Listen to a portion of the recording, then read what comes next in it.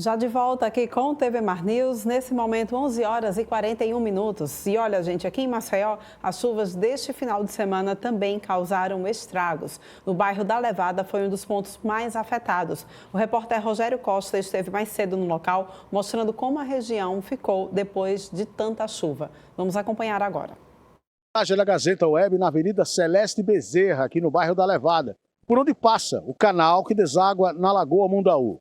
Você observa a situação ali ao fundo do terminal do mercado, os motoristas atravessando aqui esse trecho onde o canal transbordou e oferece um obstáculo para a passagem aqui.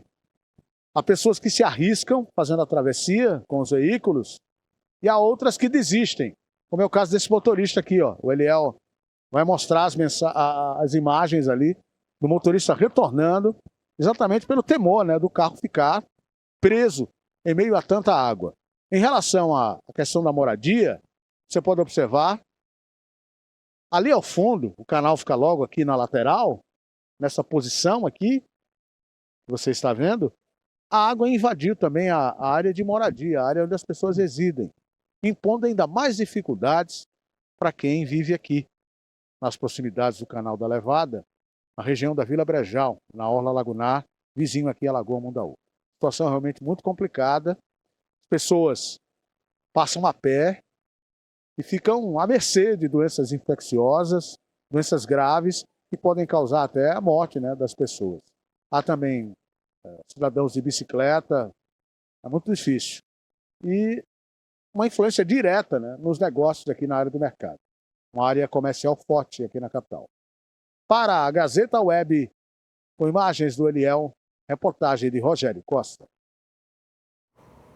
E olha, gente, nessa segunda-feira também, né, a CBTU comunicou que devido às consequências das fortes chuvas dos últimos dias, a operação dos trens e VLTs continua somente entre a estação de Jaraguá até Satuba, nos dois sentidos. Nossas equipes vão continuar trabalhando na desobstrução de árvores e entulhos que estão nas ferrovias, inspecionando melhor o trecho entre Satuba e Rio Largo, diz a nota da CBTU. Após esse trabalho, e se não mais ocorrer novos impedimentos, a CBTU vai avaliar a segurança da operação para o retorno até a estação Gustavo Paiva.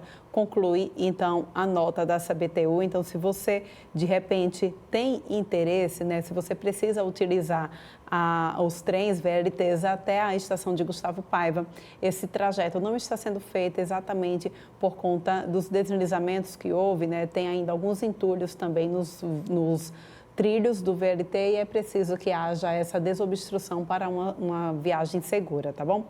Olha, a gente tem algumas informações ainda sobre chuva, que daqui a pouquinho a gente entra então com essas informações, trazendo ao vivo aqui para o nosso estúdio Fernando Palmeira, porque agora a gente vai abrir espaço para falar um pouco sobre a questão criminal.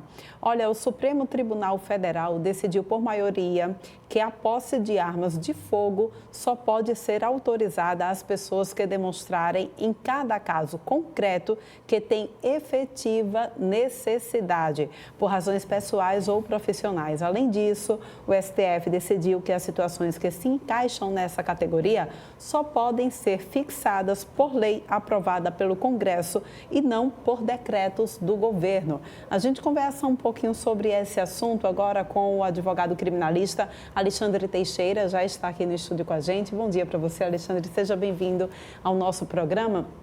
Explica para a gente primeiro, só para a gente entender, né, essa decisão do Supremo Tribunal Federal, de como era que estava antes, o que aconteceu nesse período de 4 anos anteriores, né, que a gente teve aí muita mudança de fato em relação à legislação de Código de Armamento. Bom dia. Bom dia, Porlane, bom dia a todos que nos assistem.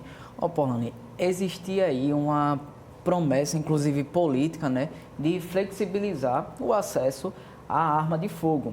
E com base nessa promessa foram aí feitos alguns decretos por parte do então presidente da República para flexibilizar e dar um acesso maior a armas de fogo. Essa ação no STF teve como objetivo fazer o que a gente chama de controle de constitucionalidade. E uma das questões abordadas nessas ações, foram diversas ações para fazer esse controle de constitucionalidade, uma dessas questões era que o então presidente da República havia aí ultrapassado o limite dele de atuação em relação à questão legislativa.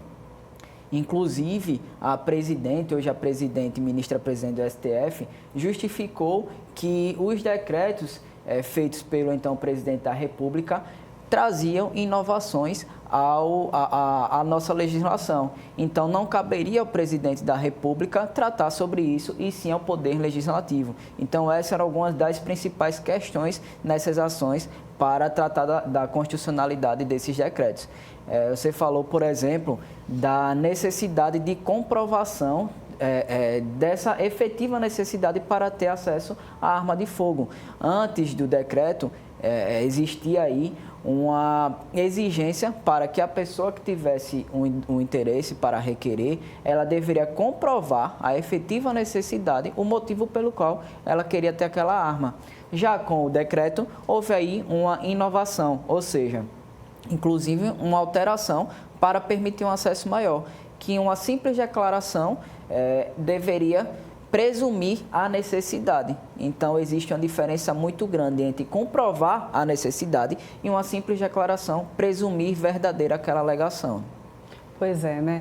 A gente tem, inclusive, relatos que você me contava aqui em off, né? Que existia casos em que menores de idade, de 14 anos, podiam, inclusive, utilizar armas dentro de clubes de tiro. Isso não era permitido antes? Isso, não era permitido antes. Foi, inclusive, uma questão muito debatida. É um tema muito delicado, só que dos dispositivos que foram revogados é que um adolescente entre 14 e 18 anos podia fazer a prática de tiro com armas, inclusive de outras pessoas, em um espaço, claro, para ali fazer a prática de tiro desportivo. É um tema um tanto quanto delicado, mas que o STF entendeu que isso aí é inconstitucional. Inclusive, o próprio presidente ele ultrapassou o seu limite para tratar sobre a matéria e considerou essa matéria inconstitucional, revogando, então, esse dispositivo. Agora, Alexandre, o que acontece com quem já tem, então, já teve durante esse período, esse ato que a gente teve aí, esse período de 4 anos, o que acontece com essa pessoa que já tem o posse da arma, né, o porte e posse da arma? Ela vai precisar fazer a devolução de acordo com quem tem o posse e o porte da arma, de acordo com a legislação, com as flexibilizações que aconteceram. O que é que vai acontecer com essas pessoas? Então, o presidente, né, atual, ele estendeu um período para que essas armas sejam registradas, para que, inclusive no próprio sistema do SINARME, que é o Sistema Nacional de Armas. Então, mesmo que essas armas tenham sido registradas em outros sistemas, é preciso que essas armas sejam regulamentadas no SINARME. Então, essas pessoas que fizeram aquisições dessas armas na vigência do decreto anterior, enquanto ainda não havia sido realizada a suspensão do decreto, essas pessoas vão atualizar, né, no SINARME. É necessário fazer esse cadastro, inclusive houve uma prorrogação até maio, se não me falha a memória, para que fosse feita essa atualização. E aí, a pessoa não fazendo essa atualização, essa arma estará ilegal e a pessoa, inclusive, poderia estar cometendo crime, né? E essa arma, ela precisa, o posse e o porte dessa arma, ela precisa ser atualizado de quanto em quanto tempo? Existe um prazo legal que a legislação traz, de que a pessoa deve fazer, por exemplo, uma reavaliação de 5 em 5 anos para a questão psicológica, por exemplo. Esse é um ponto muito importante, que inclusive o decreto, o que foi revogado, ele trazia a informação de que não existia mais a necessidade de que o laudo psicológico fosse feito por um psicólogo cadastrado na Polícia Federal, mas simplesmente um psicólogo cadastrado no seu conselho lá de classe. Então, é uma situação que, de fato, exige um maior cuidado para tratar da matéria, inclusive porque é a própria Polícia Federal quem vai permitir ou não essa posse ou porte de arma de fogo. Então, ao meu ver, não faz sentido uma pessoa que não é cadastrada na Polícia Federal dar lá um laudo técnico dizendo que você possui digamos assim, uma autorização psicológica para portar uma arma de fogo, né? Sendo assim, a gente também não precisaria de teste psicológico para tirar a carteira de identidade, né? A carteira, perdão, de condução, né? a CNH, exato. Pois é. Então, quais são as sanções que essas pessoas podem sofrer caso elas não façam essa reavaliação? O Código Penal, ele traz os crimes de porte ilegal de arma de fogo, posse ilegal de arma de fogo, de uso permitido e uso restrito. Vamos explicar o que significa cada uma dessas coisas? Então, vamos lá. O que seria posse de arma de fogo? A posse de arma de fogo é quando você tem autorização para, na sua residência, por exemplo, para ficar mais claro, a Polícia Federal, ela lhe autoriza a ter aquela arma de fogo para você guardar na sua residência. Isso é muito comum, por exemplo, em fazendas, em locais mais distantes, e essa pessoa ter essa autorização para ter essa arma consigo dentro da sua residência. Um detalhe importante é, a posse de arma de fogo você não pode transitar, você não pode estar com ela na rua. E essa é a principal diferença entre a posse e o porte de arma de fogo. Já o porte de arma de fogo, você pode sim estar na sua residência e também transitar com ela na rua. Então é muito importante que as pessoas saibam dessa diferença, né? Porque às vezes a pessoa tem a posse da arma e acha que pode andar com ela na rua. Não é bem assim, você tem a posse, você não tem o porte de arma.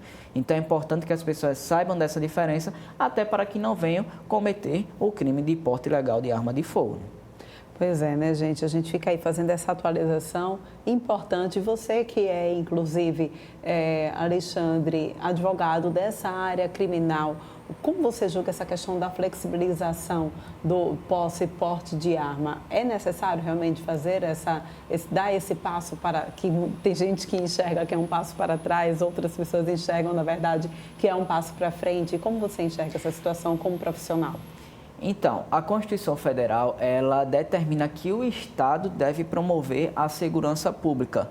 Inclusive, na decisão do próprio STF, o STF entendeu que a segurança pública é já inerente ao próprio direito à vida. Ou seja, o Estado ele tem a obrigação de proteger esse direito constitucional à vida. Então, em minha opinião, de fato, deve existir para que a pessoa possa possuir ou portar uma arma de fogo, deve sim existir uma comprovação de que ela de fato necessita, o que é uma exceção. E sendo assim uma exceção, o Estado é quem deve promover a segurança armada através da polícia e medidas de segurança pública para garantir aí a segurança de todos. Inclusive, o Estatuto do Desarmamento, ele vem de uma evolução histórica em relação a essa questão da arma de fogo, que inclusive foi feito um estudo que a partir de 1980 houve um crescimento muito grande de homicídios com arma de fogo, vítimas de homicídio praticados com arma de fogo. Por isso, através desses estudos, que foi aí feito o Estatuto do Desarmamento, visando diminuir esses acessos à arma de fogo para que não aconteça mais esse tipo de crime. Aí vem aquela questão, mas mesmo com o Estatuto do Desarmamento, continua acontecendo crime com arma de fogo. Mas isso aí é uma outra discussão. Não significa que o Estatuto do Desarmamento vai acabar com o homicídio de arma de fogo. Aí são outras políticas públicas para diminuir esse tipo de violência. Pois é, né? Agora você já imagina. Se uma pessoa é pega, por exemplo, cometendo assaltos à mão armada, ela vai responder por estar portando a arma de fogo, né, Alexandre? Agora, se não houvesse essa restrição, essa pessoa iria cometer o assalto e não iria responder pelo fato de estar portando a arma de fogo, não é isso? Exato, inclusive, Paulana, tem um outro detalhe, que algumas pessoas, por exemplo, que tinham a arma legalizada, elas terminavam que por algum motivo ou outro comercializavam essa arma em algo clandestino que servia justamente para esses assaltantes pegarem essa arma no mercado clandestino e praticarem crimes. Então veja que é uma discussão que é muito mais ampla do que a gente imagina. Às vezes as pessoas respeitam todo tipo de argumento, mas vêm com um argumento muito raso, falando somente que o, entre aspas, cidadão de bem tem o seu direito de se defender. Mas o que seria um cidadão de bem? Então, assim, é algo muito além do que esse discurso raso, né? Então, eu acho que, assim, a depender de cada caso, a pessoa pode se importar, tem esse direito de preservar a sua vida, mas devendo comprovar a efetiva necessidade e não haver uma mera presunção. Inclusive, não cabe, no caso do decreto, ter aí uma ideia de presunção. Será que de fato essa pessoa precisa ou não? Se ela falou, então tudo bem, a gente presume que é verdade. Isso é muito perigoso, né? Pois é, e o decreto, então, essa decisão do STF já passa a valer a partir de quando? Já passou a valer porque, inclusive, houve uma decisão liminar que havia feito a suspensão de alguns dispositivos desse decreto. Então, essa decisão confirmou a liminar já deferida pelo STF e aí esse decreto, esses dispositivos não estão em vigor mais. Inclusive até porque houve um próprio decreto no início do ano que veio revogar essas medidas, mas ainda assim o STF entendeu que tinha algumas questões ainda necessárias para serem tratadas nesse julgamento. Muito bem, Alexandre, tirando todas as dúvidas a gente, muito obrigada pela tua participação aqui no nosso estúdio, tá bem? Eu que agradeço, Paulane. Tchau, tchau. A gente vai agora para um rápido intervalo, rapidinho mesmo, daqui a pouquinho a gente volta ainda com participação, gente, de Arnaldo Ferreira, afinal de contas, hoje é segunda-feira, né? Já, já.